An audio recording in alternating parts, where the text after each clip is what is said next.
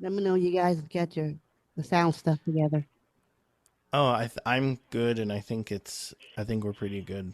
And Zoom is okay? Yeah, I think so. Okay. So we'll get started. Good afternoon, everybody. Today is October 11th. We're calling the Columbus, Ohio chapter for the American Council of the Blind of Ohio business meeting to order. I am the president, Janae Miller. I'd like to welcome everybody. Before we get started, I want to let you all know that this meeting is being recorded for our YouTube channel. So anything you say will be put out into the public domain for public consumption. So please be professional and courteous when you speak. Just want to make sure you know that this meeting is being recorded. This is our public disclaimer regarding that. Um, so first thing I want to do is take care of attendance. Let's start with the attendance of Zoom. Who's here in Zoom? If we can do that first, that would be wonderful.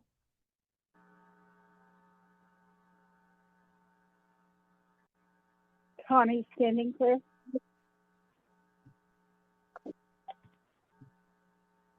Shirley and Lynn Roberts. Okay, hang on just a minute. I'm gonna go through the list. I actually had myself muted, so hang tight.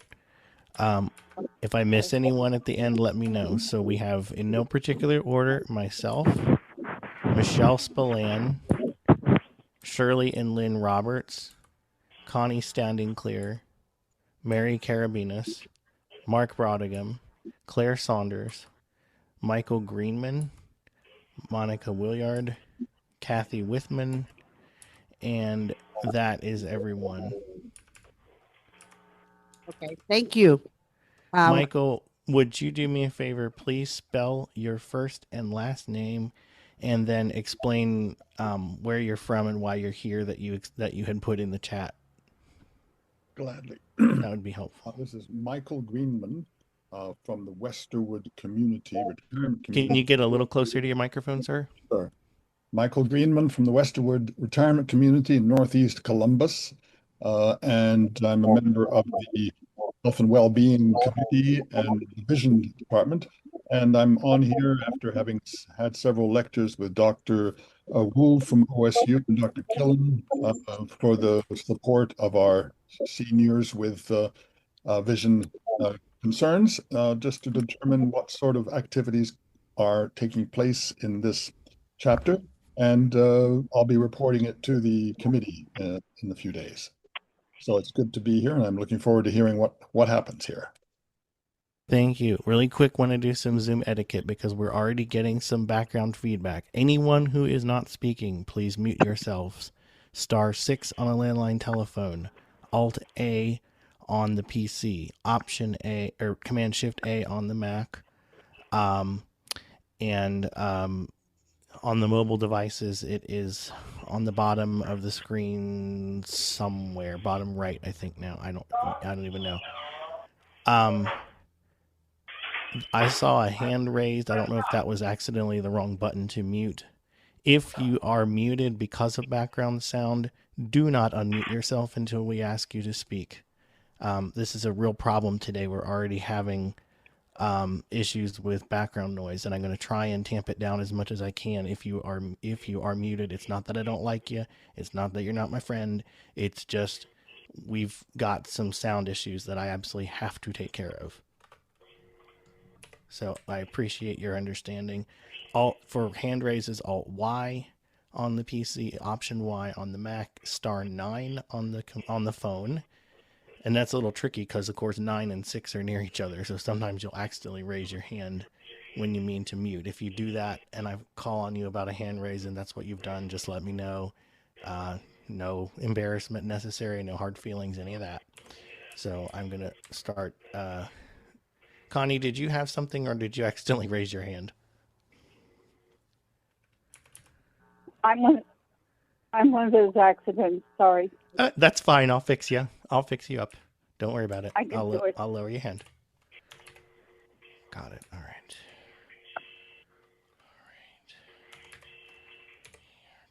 Thank you, Sean. While you're mad, can we take care of the attendance of the folks in the room, please? Lee Tucker, Janae Miller, MariLyn Piepho, MariLyn Stringer. That last person was quiet. Rachel Fetzko, Jordy Stringer. Dustin Grandstaff, Dana Sims, Angela Brown, Dave Brennan, James Abernathy. Juanita Meyer, Mike Russell, Julie Russell. Ed Snively. That's the room. thank Tanya one. Walker has also joined on Zoom. Thank you. Okay. Next order of business is, has everybody had a chance to review the meeting minutes for last month's meeting? Are there any corrections or edits that anyone thinks we need to have for the meeting minutes for last month's meeting?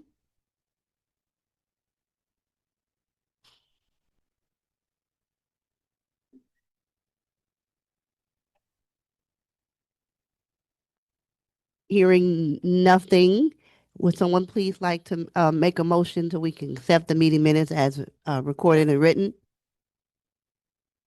Lee Tucker, I so move. Thank you, Lee. Is there a second? Dave Brennan, I second. So Lee Tucker has made a motion that we accept the meeting minutes as written and recorded, and Dave Brennan has seconded that. All of those in favor, please say aye. Aye. Aye. Is there anyone who's opposed? Okay, the motion has carried. Thank you so much. Next, we will have the treasurer's report by Mr. Tucker. Yes, this is the report for October 10th for the period of September 13th to October 10th, 2025. The checking account ending balance is $12,326.64, a decrease of $704.15. Deposits were $5 from ACB Ohio for a membership and a donation from Melody Holloway for $48.51. Expenses was engagement benefit, $150, charge card payment of $531.55, and I'll say what that was later. MariLyn Piepho finally cashed a check for $55 for the national convention. AT&T telephone line, $16.11, and savings account transfer, which I'll explain later, of $5. Charge card, the ending balance of the charge card was $129.95. And the payment was of $531.55 for paying for Zoom, Sunshine cards, and still paying for a picnic. The current charge card balance is for mailing envelopes and stamps. People helping people account, the ending balance was $2,053.76, which is an increase of $34 from the pennies, September pennies. And the savings account ending balance was $505.57, an increase of $5.02. Our fantastic 2 cents interest that we got in the last quarter. And I have received a note from HNB that says that our savings account, checking account, somehow or other, is going to start receiving a fee because we haven't done anything with it for 11 months, which is weird because we've never had a fee before. And I will be checking with Huntington to see. We probably have too low a balance in there right now, and that's where I probably have received that. But I'll be checking with them in the next week. The CD, the $10,000 CD matured back in July 2025, and the unpaid interest is $226.91. Columbus Foundation, the estimated market value as of 10/10/2025 was $97,298.86, which is a gain of since December 31st of $4,163 and $4,163.19. And the total grants from the Columbus Foundation this year were $6,388.74. So if you add that together, the stock market and bond market, we're doing pretty good, because that's about $10,500. The total income deposited in chapter checking account from last year was, I see I have a typo here. It says 2025 on my financial statement. It should say 2024, was $6,935.40. The payout year to date of the engagement benefit was $1,180. And the only note to the financial statement regards the $5 transfer I made to the savings account in the fund, hope that might resuscitate that account.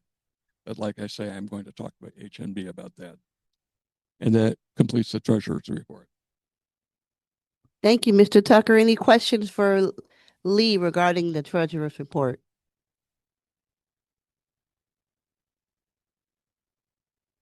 You are quiet today. So no questions for Lee? Okay. Hearing none.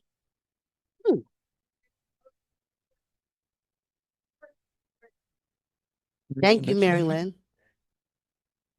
Okay, so MariLyn has made the motion that we accept the treasurer's report as read. James has seconded that. All in favor, please say aye. Aye. Is there anyone opposed? All righty. Thank you, Mr. Tucker. That motion has carried. Now we're moving on to committees. First thing is people helping people. I will give that report as Denise indicated that she had a bug that requires her voice to rest. And so she has provided me the following information. One application has been approved, and I believe that was for some smart glasses. Another application, we are just waiting on information from the receipt in the box. And so once we have that, then we can work on that application. That does occasionally happen from time to time. And we will be following up with that person to help them to provide us the information that they need so that we can take care of that. Sorry, my phone decided to talk over me, which was very helpful. That concludes the information that I have. And I don't know if you have anything additionally, but I think that's it. If not, that's okay.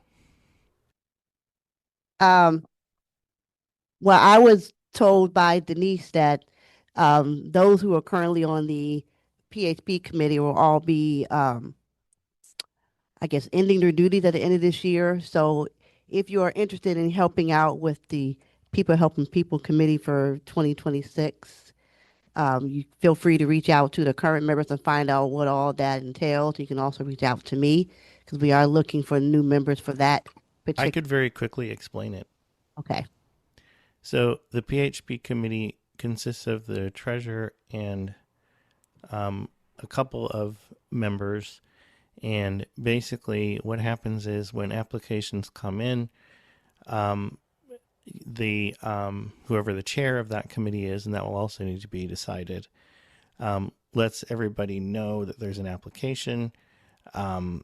They go over the form that the applicant fills out to make sure that everything looks okay.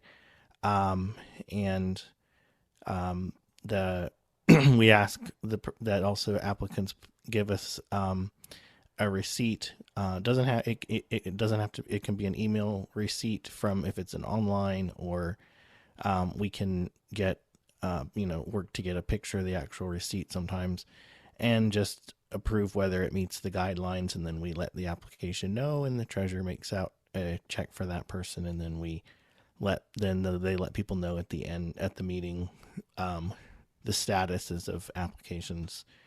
Generally, we can let people know what someone has applied for, just to help people get ideas as to what they might use it for. We do not include in any information of the meeting the name of who received assistance, just for privacy reasons. And Lee, if I'm missing anything, please let me know. The one thing to add is if you're a member of the committee or the treasurer or the president, you cannot apply for a people helping people grant. And that's because Thank you. rules frown on that. And that is an IRS thing. That's not an our policy. That's an IRS as part of being a 501c3. Thank you both for sharing. So if you're interested in being a part of the PHP committee, all committees, I would like them to have a minimum of 3 people. Please feel free to reach out and please don't be shy. We're all a team here. So thank you for that report. Next, I'd like to have the Sunshine Committee report. If our Sunshine Committee folks are here. They are. This is Kathy. Can you hear me? Yes, ma'am. Go ahead, Miss Kathy. Okay. All right. The first report is Janae. Janae had last month had 4 surgeries in one day. And so this past month, she's been dealing with the effects of the surgeries on her facial muscles and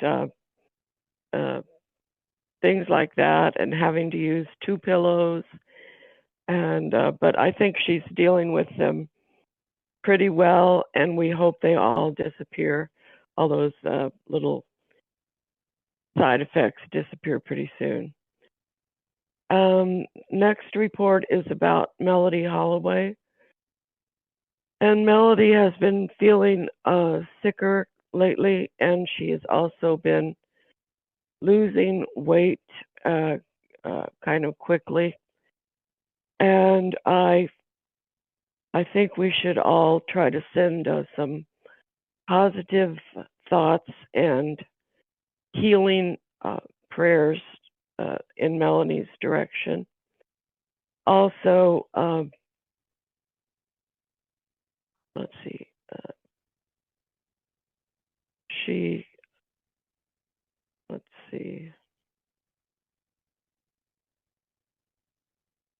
would like it if you have time, if you could just give her a little call and just let her know that you care about her. And we all care about Melody, and we wish her the best. And we want her to get better real soon. And that's my report. I'm not sure if anybody else has. I don't think Mary and Gail are here at the meeting. Mary Karabinos is here, and Shirley is Mary also here. Highland. Oh, Mary Highland. I'm sorry. She's not here. She's not here, and I don't think Gail's here either, if I remember from the. Okay, so that's the end. Okay. Thank you, Miss Kathy. Thank you, Miss Kathy, for calling and checking on me. I'm doing better. You're welcome. Last month, I was still at home dealing with things that happen when you have your sinuses worked on. But I'm better, getting better day by day. But thank you, Miss Kathy. You're welcome. Next committee report, Finance Committee.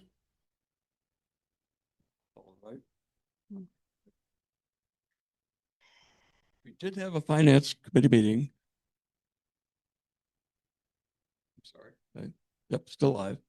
And it was meant to be an educational session where I went over what the treasurer does. And most people are aware of the treasurer taking money and sending money out, but they're not aware that the treasurer also is responsible for protecting the assets of the chapter.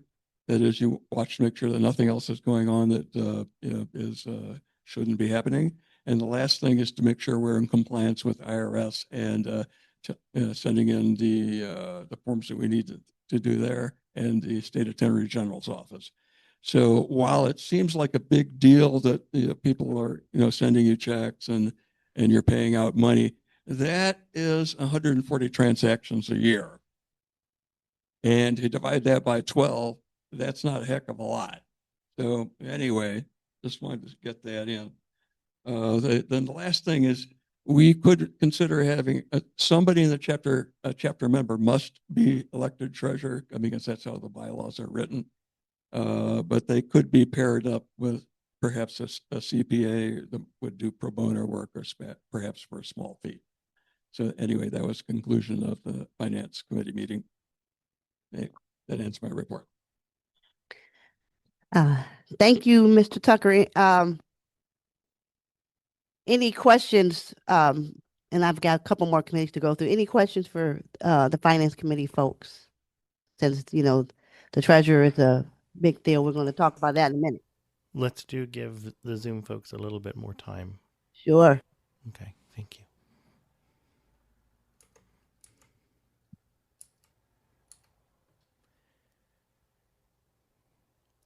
That being said, I don't see any hands at the moment, but just as it does sometimes take a little bit longer to, get yourself situated and get your hand raised. So I just want to make sure that time is being allotted for.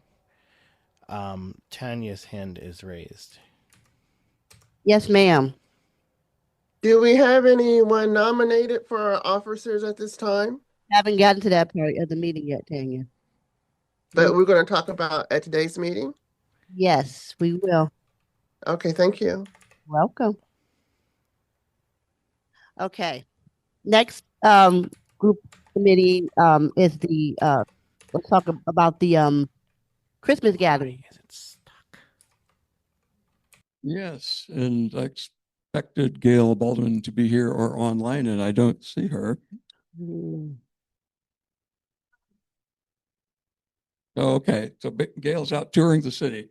Okay, so I know one thing at this point is that we did pass a motion at the last meeting to have the Christmas gathering at the Brio restaurant in Easton, and then we discovered that the whole company's in bankruptcy. So what I would like to do is present a motion to rescind the vote that we took in September to go to the Brio restaurant. So, this is Dave. I move that we rescind the vote for the next. Well, let me make a motion here first, because I didn't officially do it. But so, Madam President, Lee Tucker, I, the president, am making a motion to rescind the previous motion at the September meeting that the chapter would have its Christmas dinner at the Brio restaurant. The reason for rescinding the motion is the restaurant chain is in bankruptcy. This is Dave. Is there any discussion? Okay, wait a minute, hold on. Is there any discussion regarding his motion before we do that? Anybody have any concerns? Anybody oppose? We're not voting, but anybody have any concerns about this motion? Yeah. Yeah, add a microphone.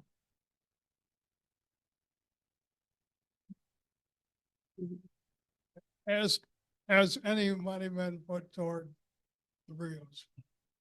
No, I do not think so. Is that correctly? I didn't hear any of that. Has any money been put toward the Christmas party for Brios? Nope. No money has. We just voted last month that this is where we all agreed that we would have our gathering. And then we found out that they're going into bankruptcy. So that's why Lee's making this additional motion to change that. Tanya's hand is raised in Zoom. Paul Bauman, because he's the one they actually saw it on the website that this is their second bankruptcy, filing in 2 years. Oh, goodness. Yeah. Tanya's hand is raised in Zoom. Okay. Yes, ma'am. I just want you to spell the name of the place you're saying, because it's coming through with a little bit of static. It's Brio, B-R-I-O. Oh, Brio. Oh, okay. Thank you very much. I understand, because, I often like, what did people say? Like, but it's very short word, so it's like, oh. Yes. Okay. So I'll take one more comment regarding Lee's motion. Then we're going to have a second and a vote. Kind of move on.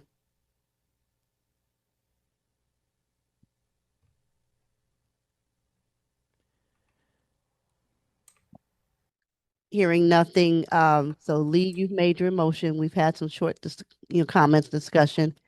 And Dave, you wanted to, so Lee Yeah. made a motion. You want to second that, Dave, if I'm understanding correctly? Hey, this is Angela Brown. I'm going to second that.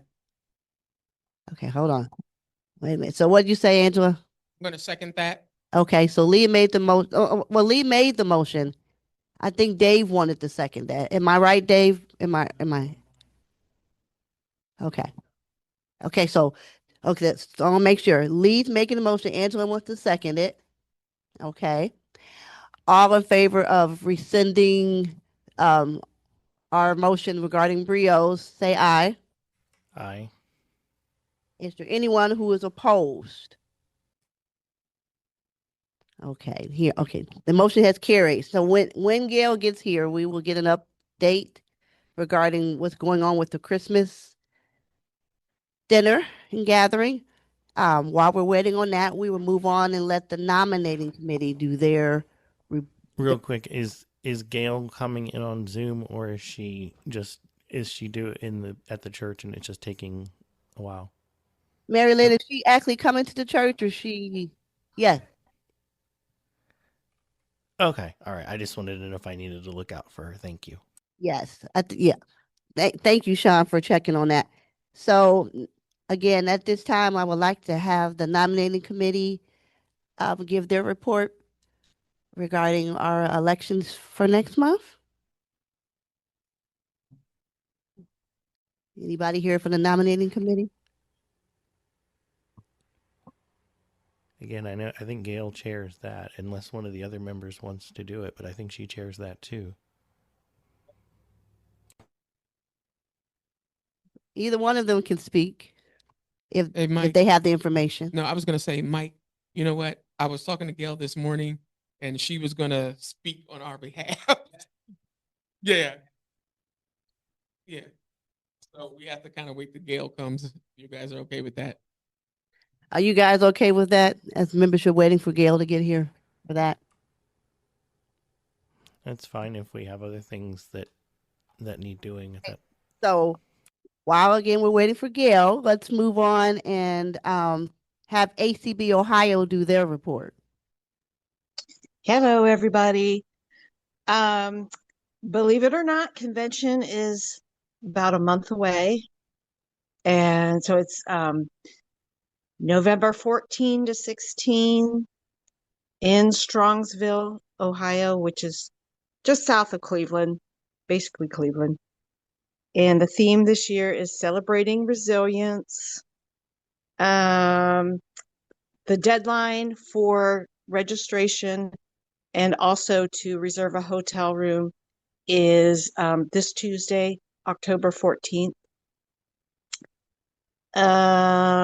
I'll give you a little overview of what's happening at convention. On Friday at 9, bright and early, is the ACBO board meeting, which all are welcome to attend. It's on Zoom. It's also there in person at the convention. And then registration opens at noon. Friday afternoon is the excursion, and this year it's to the Rock and Roll Hall of Fame. And folks from the Hall of Fame are working with the Cleveland Sight Center to make the tour accessible, have tactile things, better description, because I've heard that when a typical visit to the Hall of Fame is very visual, and some people that I've talked to who are blind or visually impaired, and they went to the Hall of Fame, and it was kind of disappointing because so much was on display behind glass and stuff. So hopefully this tour is going to be much more accessible. So Friday, Rock and Roll Hall of Fame tour, and the exhibit hall will be open. Line dancing class in the evening, which should be fun, and also other games. There's talk of a euchre tournament and bingo in the evening. Saturday we've got sessions on financial planning. They're going to be talking they did that rail trail with the park up in Delaware County, and the Sports and Rec Committee and folks from the managers from the Hogback Ridge Park will be talking about that experience. There's going to be an independent living panel. Safety Positive is going to be there with a presentation on personal safety and self-defense. There's going to be the CPR training, CPR, AED, and some first aid training all in one, just like we did in 2023. What else we got going? Gotta get my papers together. Financial literacy is going to be a presentation, accessible shopping. Then, of course, Saturday evening, we've got the banquet. We'll have our awards presentation. We're giving 6 awards this year, and of course the auction. And on Sunday, we've got a session on Dress for Success.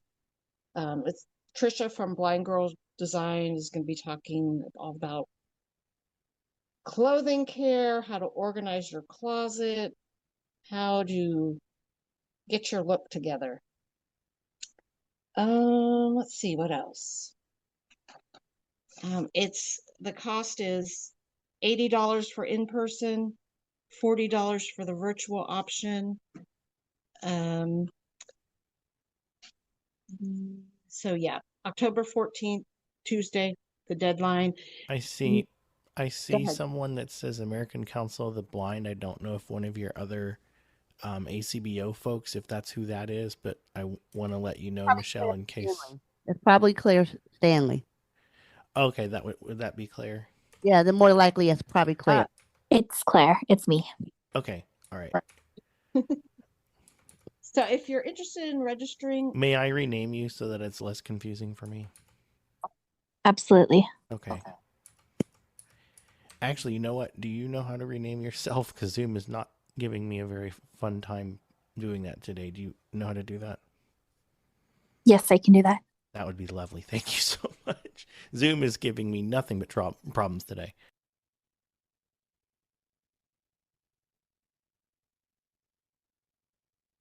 Michelle, were you still giving your report? So if you'd like to register, you can do that online at acbohio.org, or just call the office 614-261-3561, and I will get you signed up. People have been asking about transportation. I'm going Thursday afternoon, Thursday the 13th. I have to be there a day early. And I have room in my car. I think it's just me and Mary Karabinos at this point. So if anybody wants to go with, they're certainly welcome.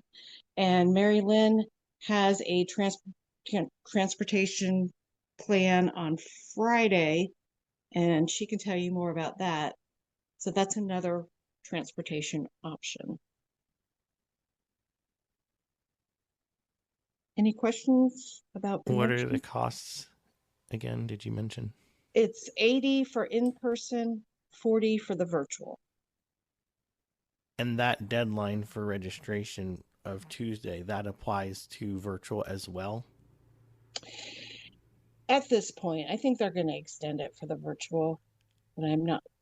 Because we don't need that ahead of time, but but as of right now, they're saying it's Tuesday.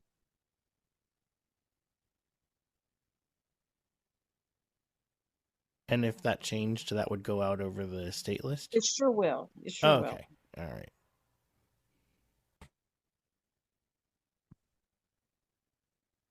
Michelle, I have a question for Michelle. Tanya's hand is raised in Zoom. One second. Michelle, what time did you say the board meeting started on Friday? 9. Okay. 9 in the morning. That's what I thought I heard. Okay. Tanya, you have a question for Michelle? Yes, I've become real active in ACBDA, the Diabetic Action affiliate. And I'm wondering, where is our Ohio affiliate, if any? And is there anything that we could include in the convention for those of us who are diabetics? Well, I know we've done stuff in the past for diabetics, had sessions about, health and stuff, but we don't have anything planned for diabetics this year. We could do like a table in the exhibit hall with information if somebody's interested in sharing that. Have any of our members identified themselves as a member of ACBDA in Ohio, other than myself? You're the only one that I know of. Oh no! Oh no! I would venture to say that that's probably something that could be raised at convention time when the planning for next year's convention goes. Because as somebody who's helped organize these in the past, it's way too late to try and get something like that together. So kind of mentioning that early in the year and working on that earlier in the year would probably give them time to actually figure something out. But at this point, there's so many things that are already in place. And Michelle, I'm sorry if I'm speaking out of turn for you. I apologize. No. I remember if somebody would have come to me when I had that job, I'd have been like, when I was doing that, I'd have been like, no, not anymore. Well, just a point of information. I have met one or two other diabetics through our community events who are in Ohio. So I guess there's a gap between what is going on with ACB Ohio and ACBDA if there are people in ACBDA participating in community who live in Ohio. Yep. We will definitely keep that in mind for next year because I know, it affects so many people and there's got to be interest in that. And, so I will share that with the board and the planning committee. I'm not entirely sure whether it's necessary to have that identification if people, that's up to individual people. I don't think it should be required that they do that. So that's just something else to think about. It's just for the benefit of organizing and planning. Tanya, not everybody's probably comfortable with maybe even sharing that's where they are with their health too. So yeah, keep that in mind as well. But if people who are okay with saying, hey, I'm a diabetic and I happen to be blind and they want to help plan, that's good too. But thanks for bringing that up, Tanya. I will share that. Yeah, because ACBDA, we have quite a few members who are pretty comfortable sharing their identity as a diabetic. Okay. Well, I just got word that Gail is almost here. So once she gets I have also a hand for Shirley and Lynn that I just caught. So okay. We'll let them talk because, like I said, we're waiting for her to get here.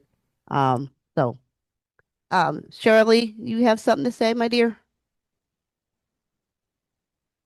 Yeah, it's kind of in conjunction with Tanya, and maybe she and I can talk more at some point off the call, but just a couple quick comments. I was at one point in time the president of ACBDA, the national affiliate. So I've kind of kept up with what's been going on through the years. And we looked at one point, even, some of the states have affiliates, like California has a diabetes affiliate. And I think we kind of looked at it at Ohio once, but I don't know that we had enough support at the time. You have to have so many people to form an affiliate. And I remember once or twice, when we filled out menus and things like that for Ohio for our lunches and dinners and stuff, and they would give us the opportunity to have like a diabetic friendly dessert or whatever you want to call it. But that's all the further we went here. So I guess, Tanya, at some point, if you want to talk, it's something we could certainly look at to see if there's enough interest in forming a state affiliate. And even if not that, as someone else said earlier, we have had some seminars and, things like that, in accordance with interest in diabetes and things. So it could be looked at for future conventions, obviously. So that's just a couple of things to keep in mind. And we could talk some more offline at some point and see if maybe there's enough interest to put something together again. Well, so thank you. Thanks for allowing me in. Well, thank you very much for your support. Thank you, Shirley, for bringing it up. I had no idea. So Well, there's also opportunity. There's also opportunity to create new members into our organization that way. There's many diabetic centers in Ohio. That's true, but always know that not everybody is, comfortable with disclosure. So that's a, personal choice. But if people are willing to say, hey, definitely encourage them to come and be a part, for sure.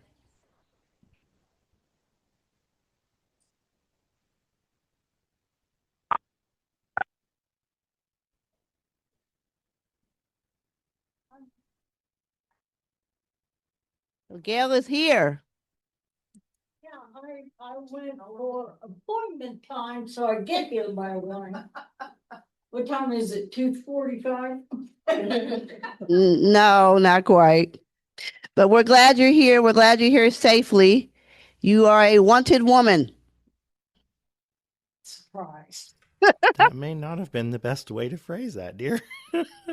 So we need your knowledge on nominating and the Christmas gathering information.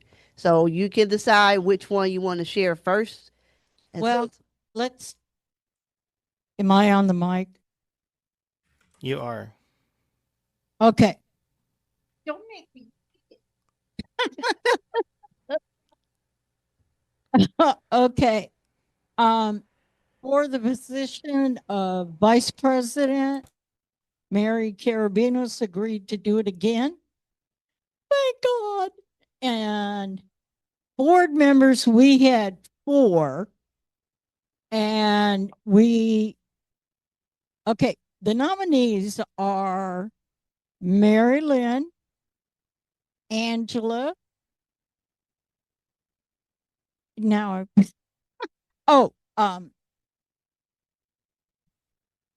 Dustin Grandstaff, and myself. Now. Well, hold on. You said for the board? You said nominees for the board? Is that what you're saying? Is that what you're The board members. So if you're on a nominating committee, you can't run for a position. Actually, I guess where the confusion is Gail, are those the people who are looking at filling those positions? You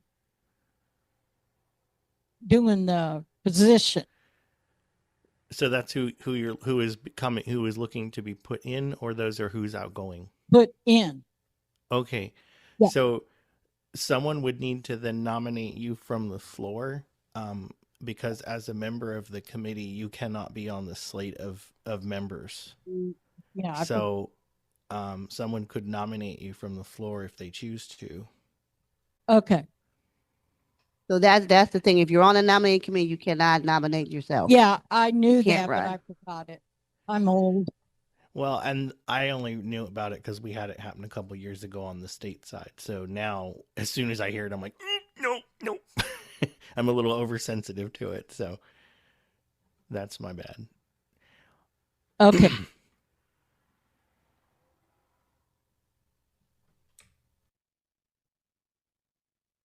I'll nominate Angela and Gail when it comes time from the floor.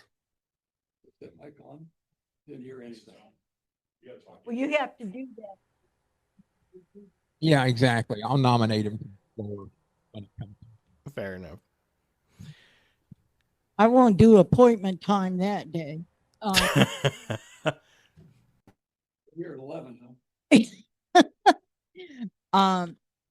So now, Can I actually let can I let Gail know something so that maybe this will help you be more organized? I have not been able to break anybody's arms to do the treasurer. I came so close to calling Larry Honecker, but I decided he would kill me. So we don't have Either he or Marty, one of them, one of the two might do it. I know Lee and I talked about possibly farming it out. I'm still going to work on a few things that, hearsay, but so far, treasure's empty. That's the end of my report. Okie dokie. So it sounds like we'll have some nominations from the floor, but to just keep that in mind going forward. If you are sitting on a nominating committee, you cannot be on the slate. That's a rule. That's across, not just here, it's state, it's national. That's a rule. One other thing I would say is if you are looking to nominate someone, make sure that person is okay with being nominated first. I have been in the position of not having been asked, not by this group, and being asked for a nomination and having to say, no, I was actually not consulted first. So be aware of that as well. Hello, Sean? Yes. Okay. Okay, yeah, we couldn't hear any of that. Oh, did I? Oh my gosh. I'm so sorry. What I was saying is if you plan to nominate someone, make sure you have their consent first. I have been in the embarrassing position of being nominated for something that I was not asked for and had to deal with that. So just, make sure, because it's rather surprising when that happens. Also, one more thing, if you are interested in being nominated for the floor, you have to be here in person to be elected as well. Hang on a moment. I don't. Or you have to be. I don't. You have to be present in Zoom or in person. I don't think it's. Okay. You have to be present. Okay. Yeah, I don't think that's fair to make that an in person only. Okay. All right. You have to be present in Zoom or in person. So we had a situation where somebody wanted to run for an office, but they weren't even at the meeting either, or Zoom or in person. Yep. You can't do that. Okay. So thank you, Gail, for your nominating committee report. Do you have any news about the Christmas gathering? We should probably let her know about the vote we took about the previous, just so that she's aware of that.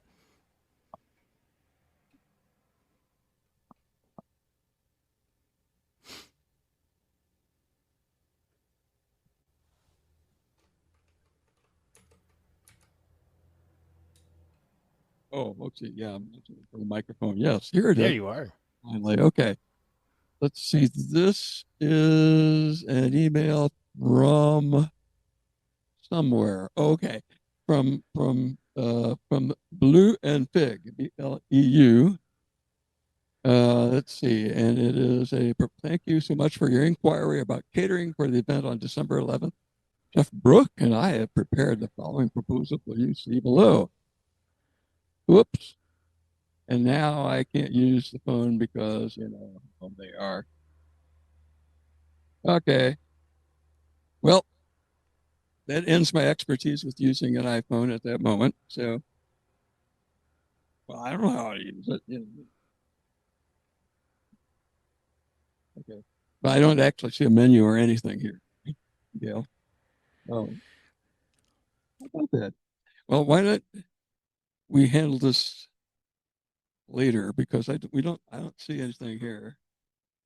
Is it on there somewhere, a menu or a price or anything like that?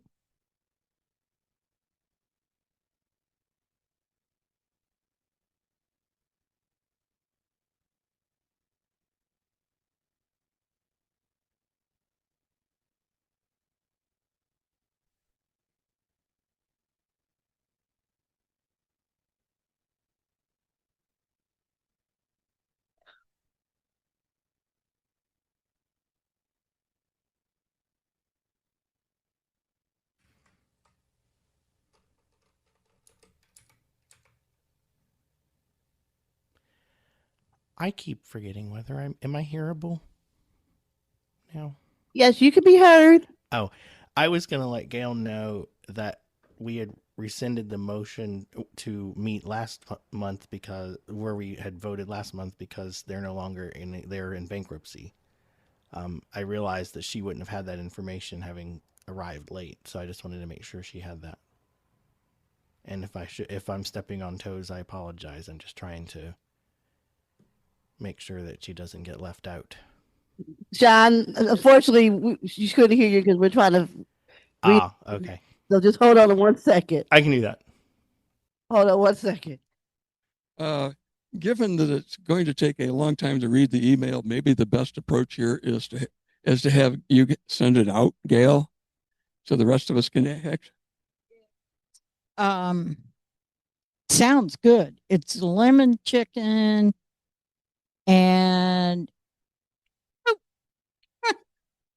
I know. Oh, so hold on, Gail. What's the name of the place again? It's the blue, as in blue cheese. Okay. And where are they located? Fig. They're in Clintonville on High Street. And it's like a banquet hall from the way she talked. So, and I believe they're going to accommodate someone in there to serve drinks, like coffee. They offered lemonade, water, and coffee. Okay. And if you want to continue the meeting, I'll look for the menu. Somehow it got out of that. Okay. All right. This is Dustin. And if I think it's where it's at, I think it's at the corner of High and Garden because it's right down the road from where I used to live because I stopped in there a couple years to inquire about it for the same situation. Oh. What did you think about it?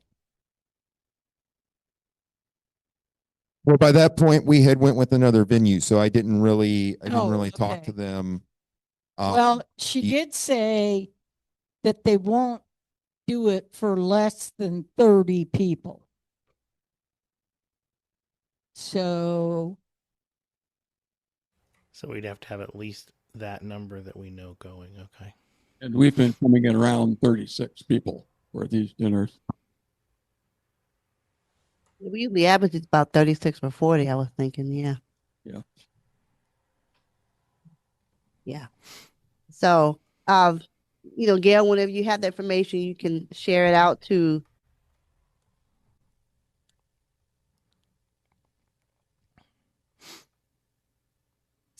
So, we're kind of at the point of I think we've done all the major business stuff for the meeting. We can take a moment to have a member moment because we do have a special guest here to speak today. It's Claire Stanley from ACB National. So, is there Are you looking for new business or? Yeah, new business, member moment, anything that anybody needs to bring up, anything that we need to know as a community? Okay, may I take host privilege for a moment because I have something. Sure.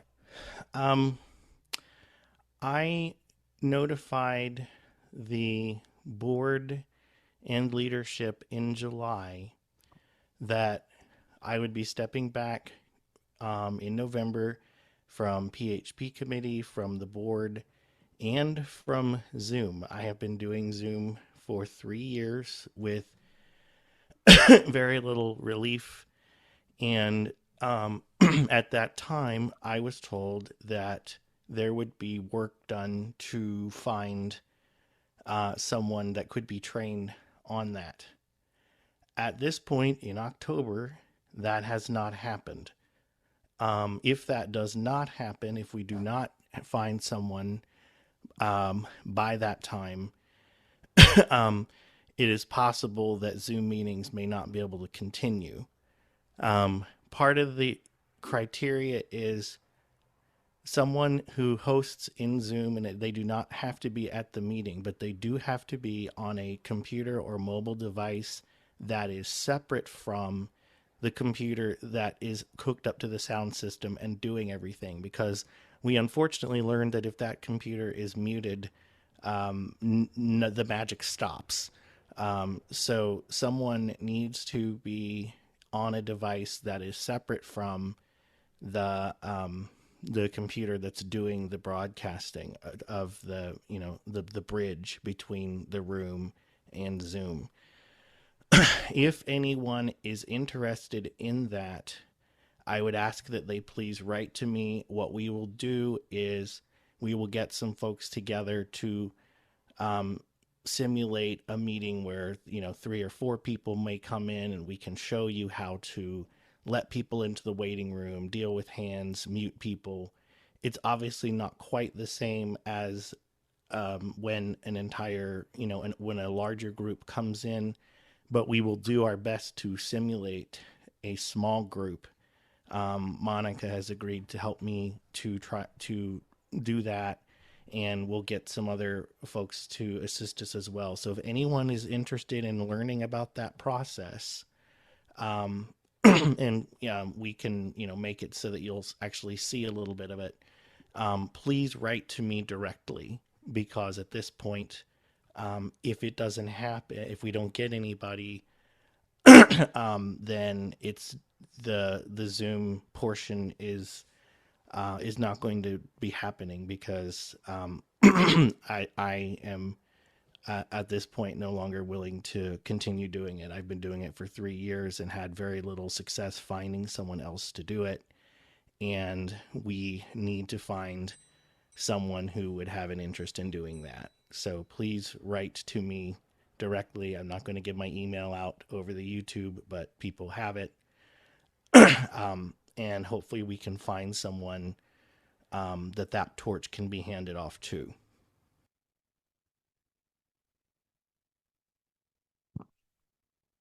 And you don't have to speak up now. If you need to think about it, that's fine. I'm not trying to put anyone on the spot.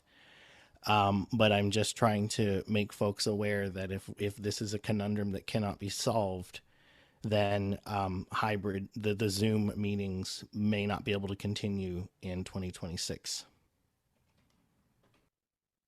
Thank you so much. Excuse me. Yeah. Angela. I would like, this is Angela. First of all, I want to say thank you to everybody who was willing to help Richard. He's in pretty good shape now. He was able to, get a lot of things that he needed for his apartment, and money for transportation, because he was still trying to get a doctor so he can get mainstream set up. So thank you so much for everybody who was willing to reach out and support him. The second thing, because of the situation with Richard, I wanted to know if a certain amount of money could be allocated in the budget to help blind and visually impaired people who have financial difficulties. Every year, the bank account pretty much sits stagnant. It may grow a little, it may decrease a little. So it's not like we don't have the funds. And, unfortunately, things happen in life. I mean, really, it doesn't take much, and it can happen to anybody here.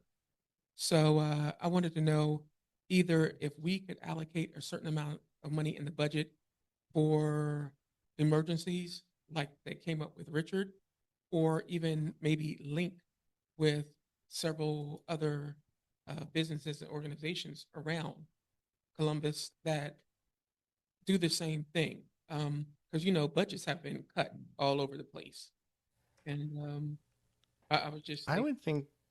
Can I step in with an idea, Janae? Sure. I would think that would be something that at the next finance committee meeting could be looked at.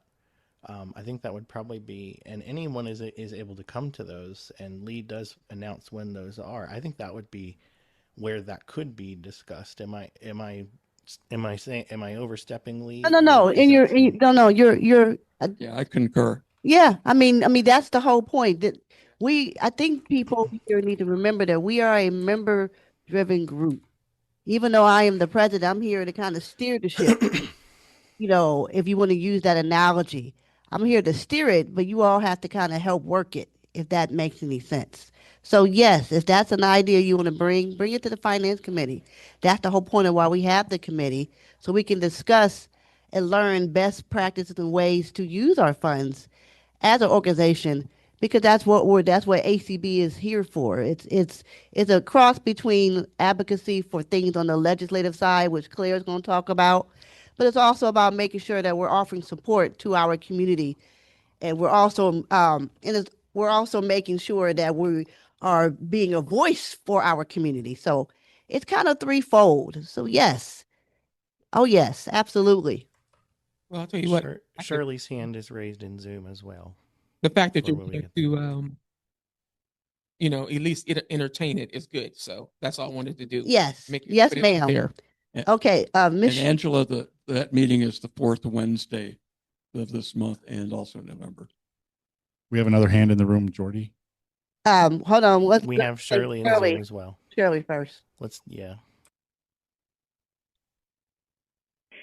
I need to backtrack here for a second, and maybe I missed something, so please forgive me if I did. But I'm concerned about timing. On this place that we talked about for the restaurant, has there been a commitment made that I missed, or do we need to let them know by a certain time? And if so, we're already in October. I know we haven't seen the menus, and I'm sorry that I didn't get in during the time we were talking about it. Maybe Gail's already made a commitment, and if so, then just forget I ever said anything. But if not, we need to know when that commitment has to be made, and I did miss the name of the place. Shirley, we don't. So I'll just be quiet and listen. We don't know anything right now other than the name of the restaurant and where it is. So I think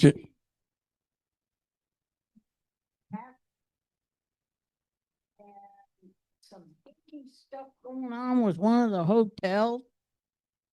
So, and I even have, which I'm going to call later, the pizza house. Somebody said that's a good place. So it looks like we're in process still, and we're going to have to do this in November. Would that be it? Yeah. Would that be? I noticed that.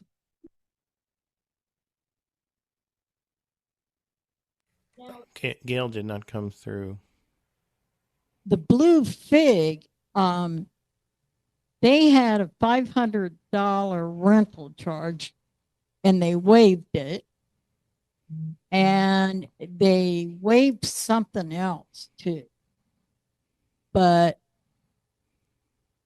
now she sent one menu. Why don't we move on? Yeah, let's move on. It's like, yeah, well, 2:10 or it's 2:10. So let's do this. I'll take one more new business, and then we're going to adjourn and let Claire do her presentation. Okay, go ahead. This is Jordy Stringer speaking. My comments were two. One, Sean, I'd love to talk with you after the meeting. I'm happy to jump in and do the Zoom thing. I am also here seeking membership to this chapter, so I don't know what that looks like. And those were my only. And I can handle that part. Yeah, you can talk to Lee after the meeting. Thank you, Jordy. Appreciate it. Glad to have you. Absolutely. And Lee, if you can get Jordy my email, that would be helpful. Okay. And then we can figure out from there. Um, Because I want to keep it in. If other people also have interest, I want to have it in one place. So that's the only reason for that. okay. Thank you, Sean, and thank you, Jordy. And we have 2 new members, by the way. One of them is named Mitchell Hatton, and I don't know who the other member is that recently joined. So we have 2 new members in our chapter, just a FYI. Yes. So at this time, I would like to have someone make a motion that we adjourn the meetings. We do have a guest speaker today that's been waiting. Is there a second? Gail Baldwin. So wait a minute, who first made the motion? Gail. Gail. Okay, we need someone to second it. Lee Tucker seconds. Oh, Ed. we'll let Ed second it. So everybody in favor of us adjourning the meeting?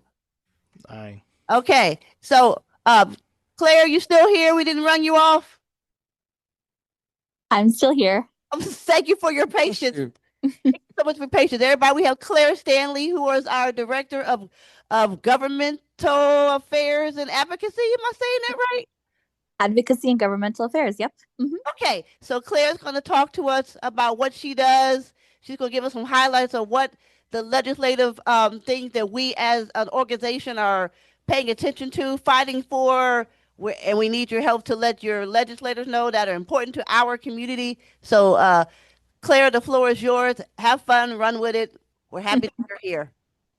Great. Well, thank you so much for the invitation, Janae, and it's great to talk to you guys. I'm embarrassed to say I've never been to the state of Ohio, so I'm glad to at least be with you guys virtually.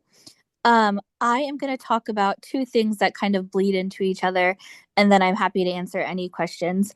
But I'm going to talk about our legislative imperatives, and I'll talk about what that is in just a second. So kind of what we're doing in Congress on Capitol Hill that impact the blind and low vision community.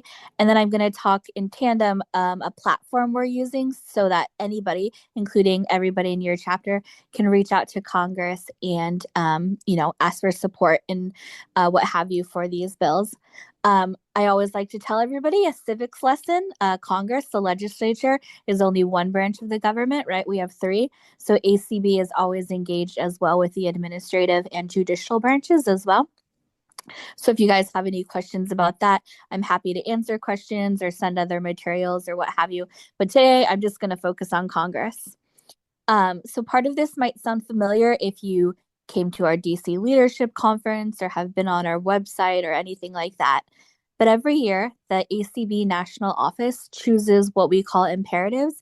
And that's basically just identifying a piece of legislation that's in Congress at that time that we want to take an extra effort to try to support and get through the process and become a law. We usually choose something like 3 or 4. They might be repetitive from past years. And I always tell people that's part of the process, right? Getting legislation to the finish line takes time. So you might hear a bill being reintroduced multiple congressional sessions, and that's okay.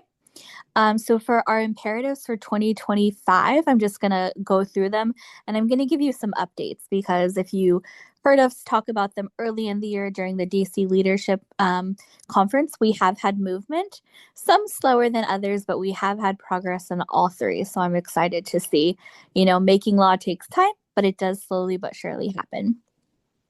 So the first bill is the Website and Software Applications Accessibility Act. And that has to do with making sure that websites are accessible for us. I'm sure I don't have to explain to any of you in the room that most of the time websites don't interact well with our assistive technology. Those of us who use JAWS or VoiceOver, when we try to go on a lot of websites, they're just not accessible. And so we can't do everything independently. And so this bill would require the applicable federal agencies to come up with guidelines to make sure that they're accessible. I'm going to say a quick little tangent because I've been getting this. Some of you might say, well, aren't there already regulations? So you're partly right. The Department of Justice did promulgate regulations, but only for Title II entities. And Title II entities are state or local governments. So if you're a state or local government and you have a website, they finally, and I say finally because it took a really long time, came up with regulations for that. They're supposed to go into effect this April. So still several months to go, but we do finally have those regulations. And then I had another person say, well, don't we also have the web content accessibility guidelines? You might hear someone call them WCAG. We do, but WCAG is only a set of standards that was created internationally voluntarily. So it's a great set of standards, but under the federal government, they are not officially required in any situation. The Title II regulations that I talked about do borrow heavily from WCAG, but WCAG is just a voluntary international set of standards.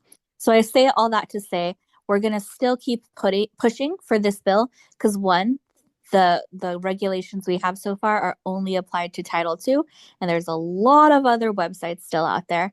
And two, WCAG is not officially mandated by the federal government yet. So until all of these things happen, we're going to keep pushing for this bill. So I talked about what the bill is. It's been introduced. This is the third congressional session in a row. Don't be discouraged, though. That's just how, making law happens. But we're really excited. It was reintroduced in the House of Representatives. We actually had a Republican introduce it for as the first original sponsor, and that's really important because we are in a Republican-led government right now, and so to have a little bit more push or weight behind it, we're excited to have that. We now have 8 sponsors and co-sponsors, more Democrats than Republicans, but right now we have 3 with potentially a 4th Republican behind it. And again, I'm just emphasizing that because, we're playing politics, right? And so in our current situation, with it being Republican-led, we want as much bipartisan, and bipartisan meaning both Democrats and Republicans working together. We want as much of that as possible. It hasn't been introduced in the Senate. It hasn't passed sessions, hasn't this session yet, but Senator Duckworth from the state of Illinois has still said she will support it. So we're, still waiting for her to just hurry up and get that done. But it should be introduced in the Senate soon. So that's the current status on that bill. So we're excited that it's been introduced. We're working in coalition. There's 4 different blindness and cross-disability orgs that literally meet on a weekly basis to strategize on what we're going to do to get this bill going. So we're working really hard, and we're excited to see the number of sponsors growing. Do you guys want to ask questions bill by bill, or do you guys want me to go over all 3? Do you have a preference, Janae? I just wanted to know if anybody had any questions, and I had meant to have you introduce yourself and kind of explain who. Oh, I'm sorry. I just jumped in. For folks who are new, who don't know who you are, and kind of what your role and how your role fits into the larger ecosystem, which is ACB. Sure, I'll do that before I keep rambling about other bills. So as you guys can tell, I love the process we do here in DC. So I'm the Director of Advocacy and Governmental Affairs, which means I run the advocacy team for the ACB National Office. So anything that's going on in DC, I have to have, my finger on the pulse of what's going on. So I get to help run any of our advocacy programs, whether it be picking those imperatives I've started to talk about, listening to you guys, our members. So if you have any advocacy needs, you can reach out and, I'll take your call or your email and see if we can help either individually or if it's a bigger, pattern of practice that we want to take on for the whole blind community. We work with some outside legal counsel if, something does need to be brought as a lawsuit. So I'm kind of the middleman between the government and our members to see, what should we be advocating for. I'm based in the Washington, D.C. area because it's my role to literally go up to Capitol Hill or talk to the federal agencies. We do a lot of things as well, like if the federal agencies are taking comments on a new regulation, like those website Title II regs I was talking about, it's my job to help write them and coordinate for us. I write a lot of letters to Congress or federal agencies. We even do a lot of advocacy outside the government, but with like big businesses. So for instance, if we want to talk to Microsoft or Apple and say, hey, this is what you could do to, accommodate to the blind or low vision community, it's my job to help have those conversations and and network with all these communities. So basically, if it touches advocacy in any way, through ACB National, as we, advocate for the rights of those of us who are blind, I'm the person to reach out to. We have a great team. We all work together, but I'm just kind of, as the director, that's my job. So again, if you guys have any issues you want to talk about, whether they're personal advocacy issues that we can try to, suggest some solutions, or again, if it's something that's more thematic that impacts the whole blind community, you can reach out to me. It's really easy to remember. You can just email advocacy@acb.org, and we keep a look at that email account and we can point you in the right direction. Or you can always just call the ACB National Office and ask to talk to me, and we're happy to communicate. So please know that we're a resource, and that's what I'm here for. So, yeah. Does anybody have any questions for Clara based on what she shared so far? Need any clarification on the legislation she's talked about that we're pushing for that affect our community? Anybody? Is that website? Is that apps as well? Did I miss that portion of? Yep, it is websites and applications. Okay, that's something I think if applications is new, I do think that needs to be emphasized just a little bit more, because I missed that, and some people, if it's not an app, they just won't use it. So it's important to make people, to make sure people know it's not just websites that this applies to. So thank you for that clarification. I appreciate it.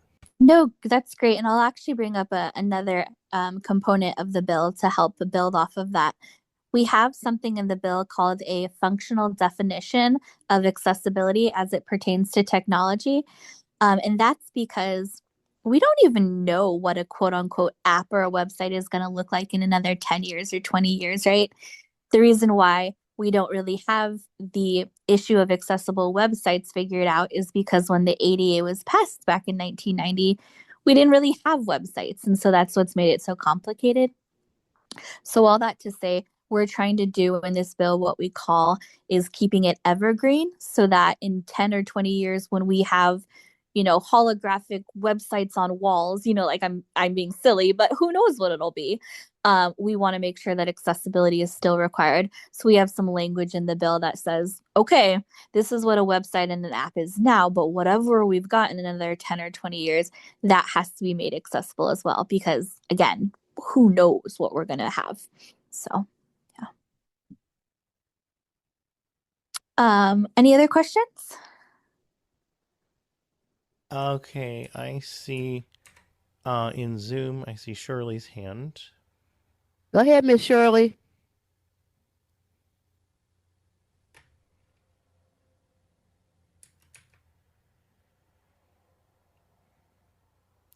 Shirley, you're currently muted. If you could try to. I think it was up from before and just must have. Oh, did I miss? So okay, I'm sorry. I'm sorry so you about didn't, that. You didn't have a question? No, I did not put my hand up now. Well, that's Thank my you. fault because I didn't put your hand down. So let me do that. Sorry, Sean. Thank you. That's all right.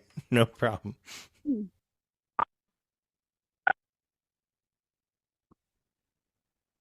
Okay, we at this point we do not have further hands in Zoom. Claire? Okay. Yeah. Did you have a specific question, or would you like me to go on?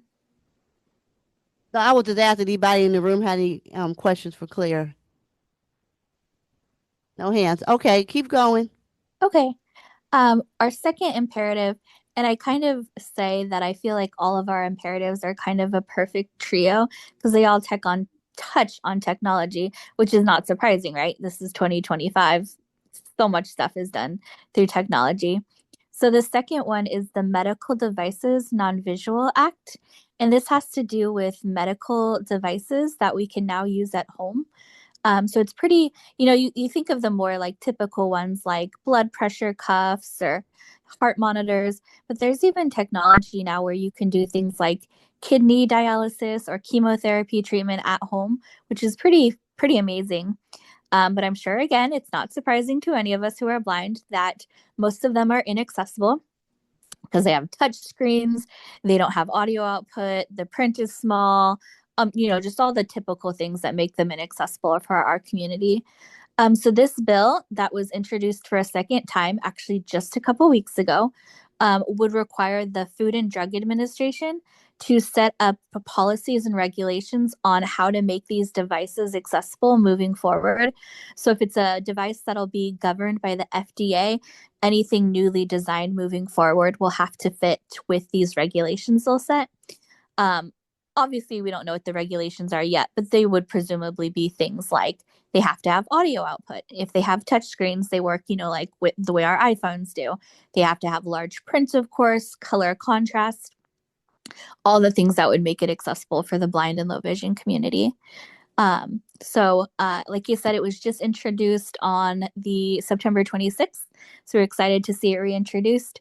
It's only been reintroduced in the House so far, but hoping to get it introduced in the Senate. And I'm about to start a fun, round of Hill visits to try to get more co-sponsors. I think we have something like 15 co-sponsors so far. So it's exciting to see it moving. But again, just so important because, again, the things we can do at home now are pretty exciting. But if we can't do it, then we don't have that ability. We've been trying really hard to make the plug, especially in more conservative offices, that there's a financial angle, because if we can't do those things at home, we're going to end up in hospitals or nursing homes. And that's more expensive in the long run than if we could just do it independently at home. And then, of course, just from our perspective, too, we want to do it independently. I'd rather be able to do it myself. So we're pushing for that, and we will see where that goes. But again, it was finally just reintroduced. It had been introduced in past sessions as well. And we are working with groups like the National Federation of the Blind on this one. So it's great that we have, issues in common that we can collaborate on. So that is the current status of that bill. Any questions? One of the things that also goes along with that is that more devices, one of the ways that can be done and has been done somewhat well and somewhat not well is to have it so that your phone can control these devices. Situation recently where someone was told about an insulin pump that they received. Oh yeah, it works with the phone. We've got other blind people using it. It doesn't. Yeah. The phone just shows what the status of things are. You can't change anything. You can't pause the pump. You can't do anything that is necessary to actually use the darn thing. And it was very frustrating because the salesperson said, "Oh yeah, it works. It works great." Well, I mean, they're going to tell you anything to get you the sale. So, Yeah.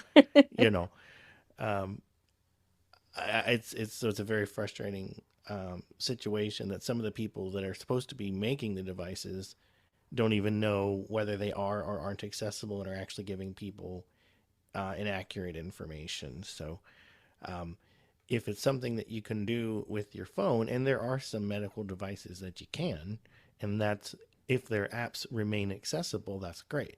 But some of it is frustrating because people are being told by representatives, either for companies or for their distributors, that things are accessible, and they find out they're not. And sometimes when you get an insurance company to pay for one, if you return it, then they're going to say, "Oh, well, you failed using this, so we're not going to do it again." Yeah. So it's a real problem. And so I know that that you probably are able to consult with ACBDA on some of those too. Mm-hmm. Yep. But I just know that's an experience I've seen someone go through recently, and it's very difficult to watch and very frustrating. Yeah, no, those are great points. The other thing that will undoubtedly come up in the communication, and I'll say when, not if, because we're going to be optimistic that such regulations are done through the FDA, is that we always like to advocate for multimodal accessibility so that there are multiple ways. Because, for instance, you just talked about doing it through smartphones, which, of course, we all advocate for. My iPhone's glued to my hand. But we do always like to bring up the fact that not everybody has a smartphone, or heaven forbid your smartphone dies, and then you're in a pinch. So all that to say, a lot of companies are saying, "Oh, if you can do it through an iPhone and it's accessible," and we say, no, like that's a great way of doing it, but we want other ways of doing it as well, just so that's not, the default solution. So again, the multimodal form of accessibility we all want to advocate for. Any other questions on that bill or comments? Okay. And then the last one again. Hang on. Oh, Monica has her hand raised in Zoom. Go ahead, Miss Monica. I just have a follow-up question about the medical devices legislation. What can we do to communicate best with our Congressmen and about the need for assistance with daily? Do they need a video? Do they want better? Hang on, Monica. For some reason, your audio is breaking up, and I'm having trouble. Yeah. Hearing you. Do you want to just call me real quick since you're actually here? Do you want to just call me and I'll put your phone through and we'll do it that way? No, it's okay. Okay, try it again. You email sound better now. Try it again. I was asking what our Congress need us, the depth of the medical. It's still hard to hear you. I think I know what you're asking, but I apologize if I.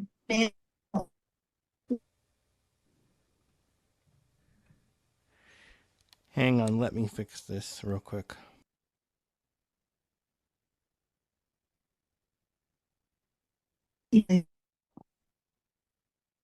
Anybody in the room have a question while he's trying to fix that? There are no hands in the room. No hands? Okay. I can answer what I think was her question, but I don't know. I just heard her leave, so I don't know if I should wait till she gets back. But I think I kind of know what she was asking, maybe. All right. Monica, can we hear you on the phone? I think so. Yeah. Can you? Can you hear her? I could. Yes. Yeah. All right, go. Yeah, they can hear you. Oh, excellent. What do And then we're Congressmen- gonna have to actually pause to let her come back so that she can actually hear your answer. So you can just hear it. We don't need to slow anything down. I just want to know what our congressmen need from us to understand the breadth of the medical device issue. Do they need videos with us using our inaccessible devices? Do they need letters, emails? What works best with them? Perfect. That's what I thought you were asking. All right, yeah, that's what she thought you were that you were asking, and that's what she was leading up to. So you can pop back in, and we'll make that happen. Just get the answer. Oh, my internet's dying. Okay, all right, Bye. bye. Okay, so I'll just summarize for her. Okay. So that's actually a perfect question because that is going to lead into what I was going to talk about after the last imperative. So I'll just insert it now. It's absolutely important and essential that you guys are reaching out to your Congress members. And you can do it in many ways. So she was asking what's the best way. I always tell people, I don't think there is a best way. I think it's just important that you do it. So whether that be via letter, via email, via phone call. She talked about giving really like concrete stories, or I call them anecdotes, I think are so important because you can just say, hey, pass the bill. But if you can say, I'm a blind person who lives by myself and I have diabetes and I need a continuous glucose monitor, things like that, that really puts a real story. In fact, when I go to Capitol Hill a lot and I talk about these issues, they'll say, well, do you have a story from my constituents? And so that's when I reach out and say, yeah, our state affiliates chapter has, John Smith who lives in your district and blah, blah, blah. So real lived experiences from constituents make a huge impact. But again, there's no right or wrong, whether that be via email, letter, phone call, any or all of the above. But to make it easy, if any of you have heard of it, ACB has started using a program called Speak For. And we can create, their terminology for it is a campaign. We can create a campaign where through our various forms of distribution, we send out an explanation of the bill. And so, for instance, it'll be this very one. I'll send out an explanation of the Medical Devices Non-Visual Act so you can understand what it is. And then through the software, I write a pre-written template of a letter that'll be sent to your Congress member. But the letter is totally editable, so you can go in and especially add that anecdote, that personal story that makes it more, more, if it's coming from a person, with their own lived experience. You can edit other things if you want to change the wording, etc. And then all you do is put in your address. And by virtue of putting in your address, it knows exactly who your Congress members are. And when you hit send, it just boop goes right to the applicable offices. So I just want to really plug that because it's a great way for anybody to, interact with Congress in a really So how do easy people way. do that? So how do people access that? So three places, I will say, you can get these announcements. One, you can go to our website, so acb.org/advocacy, and all the links are there. Another way you can do it is I send them out as I write them through our announce list. And if you're not on our announce list and you want to be, and I should say too, when you're on announce list, you're not just going to get these campaigns, you're going to periodically get emails from me that are just talking about what's going on in DC. So if you want to be on that list, you just send a blank email to announce+subscribe@acblists.org. And I can get these to Janae if that helps to have them written down. And then lastly, if you go on our social media, every week through Facebook, we send out a new link with our campaigns. So the email list, Facebook, or our website are 3 different But pages. what would someone do if they want to start like their own campaign or get a campaign on their particular issue going? Like, is it possible to search for them by topic, or how do you, because it's not clear to me how that works. So in order to use the the platform is called Speak4. In order to have, do you mean if someone wants to create their own or if they want to participate in a pre-created one? Either one, either one. Or how does someone find out if there's a campaign on an issue that they're interested in and want to do, and if there isn't, can they create their own?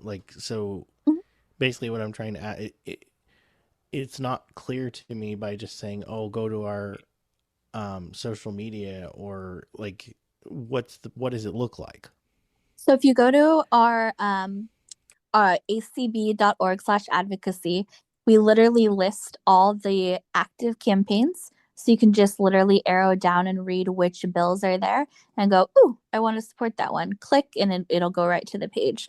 So you can find all the pre-existing still active ones on our website. If you're on our announce list, I send out a summary every 2 weeks of everything we've done, which includes that same list of campaigns. So same thing, you can arrow through and see if you want to participate. So those are the 2 places you can see them kind of recapped. If you're on the announce list or on Facebook, you'll just see the new ones as they come out. So keep a lookout. So those are all the different ways you can either see them in real time or go back and retrace them. If you want to create your own, that's a little bit more tricky. You have to pay to subscribe to this platform. So ACB, we're a paying member. That's why we can create our own campaigns. But we have started working with ACB affiliates. And so say the ACB of Ohio wanted to create their own campaign for a state piece of legislation. We are now allowing them to use the platform. We just ask for a $75 payment, and then you would work with me and I would help you create a campaign around a state-based piece of legislation. I'll help you write it. I'll help you figure out how to do it. I'll give you all the statistics on the activity level coming in. But that, if you wanted to use it for your own piece of legislation, that one you'd have to pay us and work with us, if that makes sense. Okay, thank you so much. That does help. Mm-hmm. Any questions on interacting with this program? Or reaching out to Congress, period.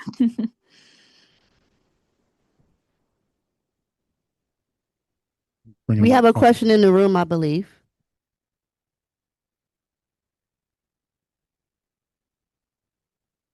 Okay, new issues. Is this the right time for that? Sure. Okay. 2 things. What is the progress on the self-driving car and accessibility? Second thing, the FCC no longer requires telephone infomercials or announcements to audibly give a phone number, and almost none of them do. It's called the number on your screen, and it is permitted by the FCC. We need to change that.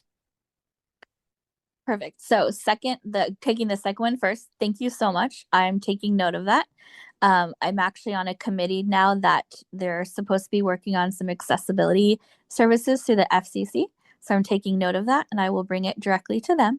So thank you. The first one, autonomous vehicles.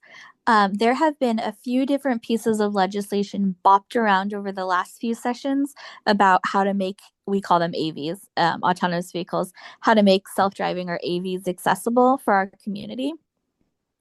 There had been some really great progress pre-COVID, and then when COVID came, for obvious reasons, things, got pushed to the side. But I actually just got an email from another disability advocate last week, and they have heard that there's supposed to be some language being introduced soon and very soon. And so a bunch of us are actually meeting next week over Zoom to strategize about how we can do it. There's actually this bill that has to be reauthorized every so many years called the Surface Transportation Act. Congress members think they're going to try to squeeze in some language about AVs into the Surface Transportation Bill. So because of that, like I said, a bunch of us are all, getting together, putting our heads together, and going to see what kind of language we could possibly get squeezed in there, and to see what language Congress is talking about and make sure we either say, yes, that's what we want, or, oh no, that's not what we want. So we're meeting this week, and it's definitely on our mind. So if we have anything that comes up, those are exactly the types of things that I send announcements through the announce list. So if or when something happens, there'll be an explanation through the announce list. Okay, one thing I want to share about the autonomous vehicles, most of the time when people are fearful of the idea of being hacked and being controlled by someone else, the only solution I can think of for that is not to have a button, not to have a switch, but have a physical plug. If you suspect someone's taking control of the car, you can unplug the internet. That's the safest way I can think of if something happens that you need to disconnect. Mm-hmm. Gotcha. No, those are helpful ideas.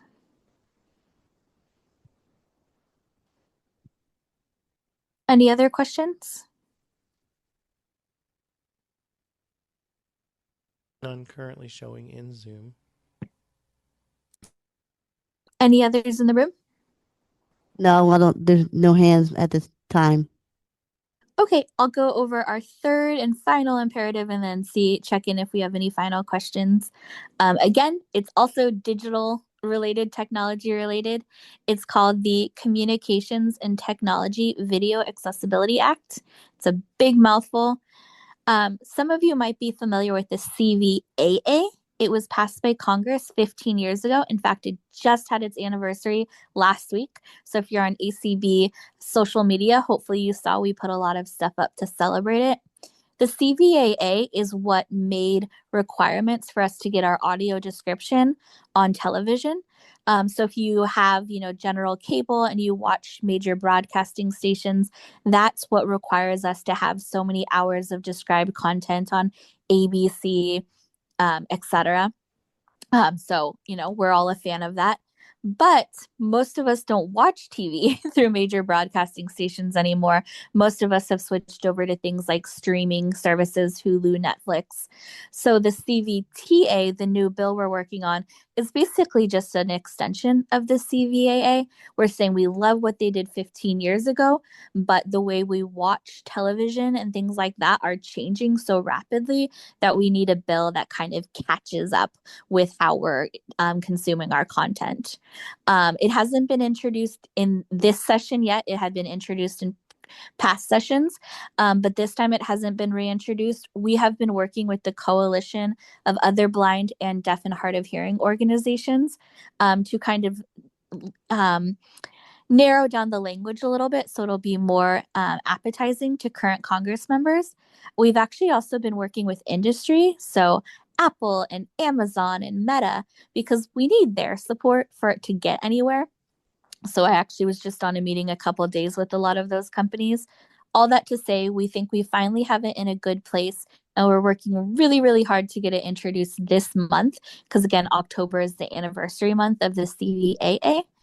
We think we can get it. We currently have a senator and a representative who agreed to introduce it, but they're both Democrats. And again, in the current climate, we really want bipartisan support. So we're also doing a lot of Hill meetings with the Republican offices to try to get a Republican co-sponsor.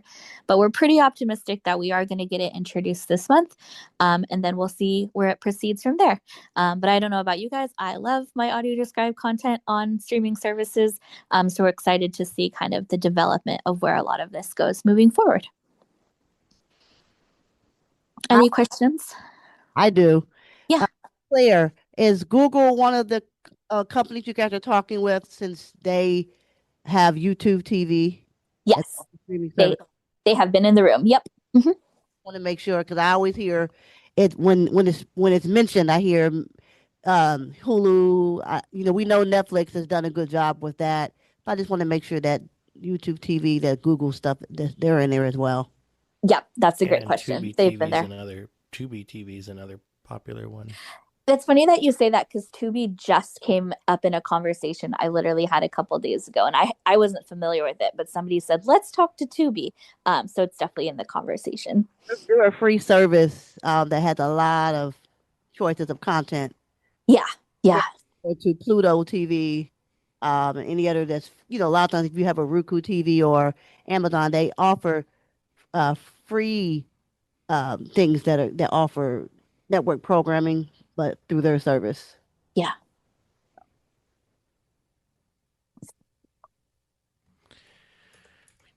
Any other questions for Claire?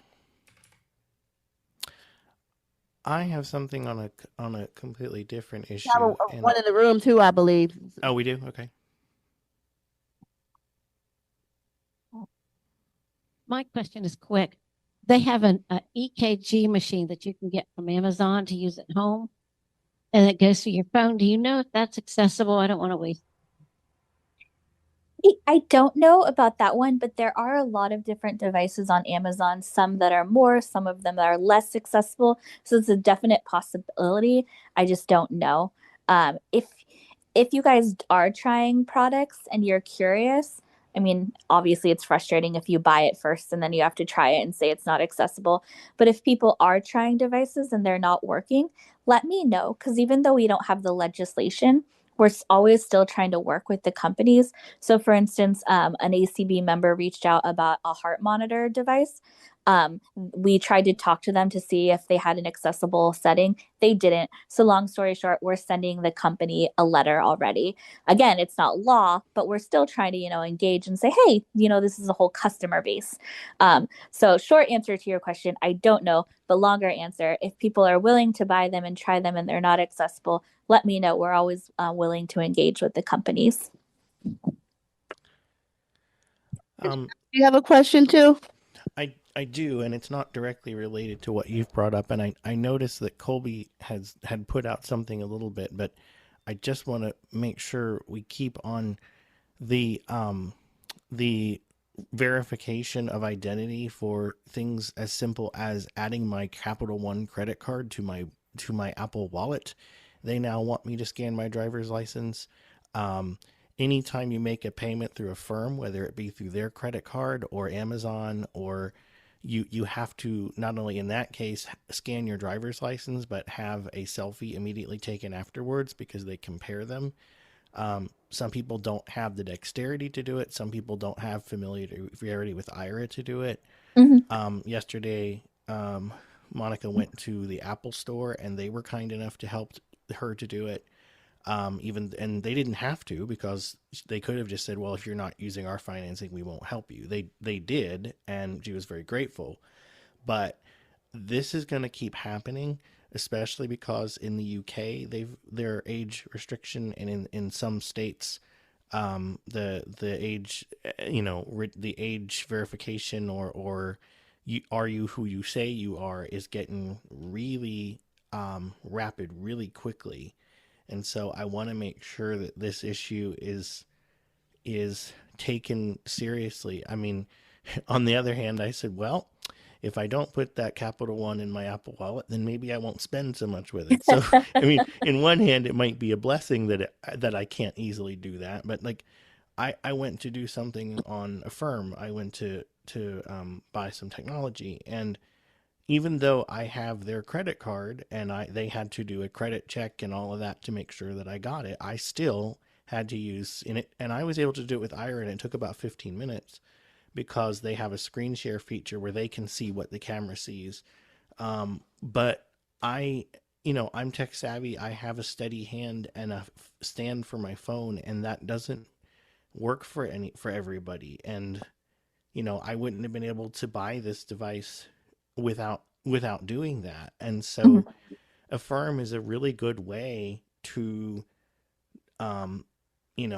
because basically, for anyone who doesn't know, Affirm is a service where you go through Amazon, or they can send you a card that you can use, a credit card. You tell them the total amount of what you're going to purchase, including taxes and shipping and all of that. And then they, it's basically a small loan. So they're going to ask you about your income and your Social Security, the stuff that you normally would fill out. And then, so I bought a, piece of technology is about $500, and they're allowing me the company gets the entirety of the payment. So as far as the company's concerned, you've bought it, and then you just make payments to Affirm, and you choose, they'll tell you what your purchasing power is based on those, based on the information you give them about your income and your status and things. And then paying those payments also reflects well on your credit. So if you are someone who doesn't have the greatest credit, but you might really want your pair of Meta glasses or something else, but it is a very good way to be able to pay off things like that. But it has to be accessible, and I shouldn't have to get somebody to help me in order to do that. It really, as useful as that service is, and to me, especially with them, to me, that's something that should come under the Fair Banking Act. I really believe that is something that it is a. I understand it's trying to verify aid, but you're also locking out people with disabilities, and under the Fair Banking Act, their banks are not, financial institutions are not allowed to do that.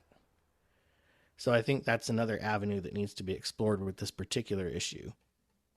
Yeah, I can tell you that is something that's very much so on Colby's, in the front mind for Colby, and she's been working on it. Unfortunately, I don't think there's going to be a super duper quick fix, but I can tell you she's definitely aware of it and focused on it and trying to find solutions. Yeah, well, and I just want more people to be aware of it because it's happening. Like I said, just to put my Capital One in my wallet of my for Apple Pay, it used to be it would just go boop, it would contact Capital One and say, yep, you're good to go now.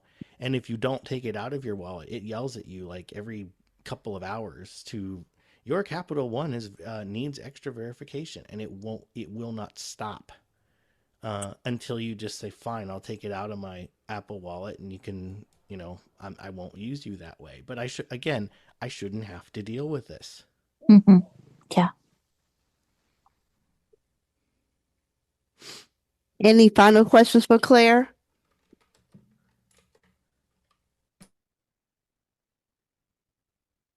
Connie Standing Clear has a question.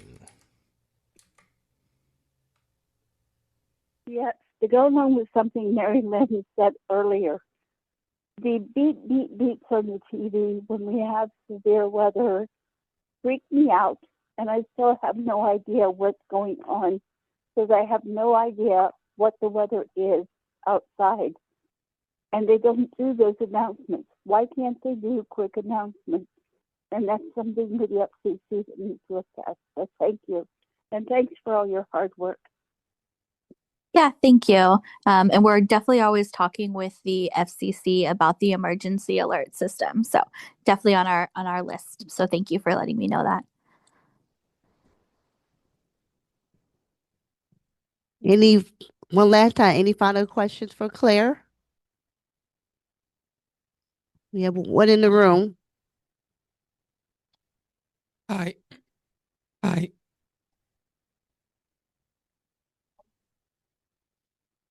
Hi. This is a problem I just had like last week. I was trying to Zelle someone money with PNC Bank, and they've started this new verification process to get into the app. Because I don't really use it. I normally just call. You have to, they send you a verification code. Well, I went in, I tried to put the code in, and I kept having major trouble. Well, come to find out, the screen reader is not working with, it's like skipping over the, what do you call it? Yes, the field. Oh, okay. And giving you it's terrible. The where you type, the keyboard. Yeah. I think I get what you're saying. Yeah. Mm-hmm. So finally, I got somebody to get me in because they said it's a one-time thing. And I'm thinking, okay, I'm all set. Get in there, find Zelle. And yeah, another verification code. And I'm like, oh my God. So this, I don't know. It wasn't like this before. It's been a while since I used PNC Bank. And I mean, I get that they're always updating because of, cybersecurity and all this. For sure. Yeah. They basically have locked us out. So two things. It's like two things I want to think about. When they say one-time passcode, they mean logging in this time. They don't mean we're never going to do it again. And it's a misleading name for them. I understand that, but that is what the industry has come up with, is a one-time passcode for this login. That doesn't mean you're never going to get one. If you can get into that box, sometimes there will be a thing that says from messages and whatever the code is, and if you can tap on that, that will keep you from having to go into messages and try and find it and come back. I understand, obviously, that's not completely helpful in your situation because you can't even get into the box to type it. I don't know if PNC has an accessibility. I know Chase has an accessibility department. I don't know if PNC does. I'm sorry, Sean. Well, you know what I ended up doing? I called Apple Accessibility so that they could share the screen with me because I thought I'm clearly missing something here. Well, the lady was like, "Oh, I'll have you. I got you. We'll take care of this." No, because she was like, "Swipe left 3 times," and and it was just skipping. And if she was like, "Oh, wait, go back," it was going back and forth past the box. It never would enter the box. That sounds like I mean, again, I'm not the tech person, but that sounds like a potential legitimate accessibility function with the PNC Bank. So that's what I would reach out to Colby for. If you guys, I think she's spoken to your affiliate before, but if not, she is helping. Yep. Yeah. So if you have any tech accessibility issues, she probably told you, just email her at accessibility@acb.org. So shoot her an email and tell her, it's a PNC Bank app or site, whichever you're using, and she can potentially look into that for you. One more suggestion I would have is, again, if it may not help your issue, but sometimes flicking will skip over things, but putting a finger on the screen and sliding around can actually get you to the thing you want, and then just tap with another finger once you've located the item with that first finger. I've found there are times when like for right now, I'm trying to find an order status on Apple's website and I cannot flick to the sign in button. But if I use my finger and put it on the screen and slide around, it's near the bottom of the screen and I can get to it. So sometimes you will need to explore by touch, and that may get you to the item you want, whereas flicking may skip past things.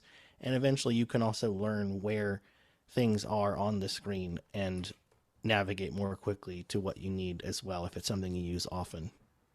So try sliding around and seeing if maybe that will get you to the field, and then just tap once with another finger, which is the split tap, and then that may get you where you want to go. It may not, but it's worth a try.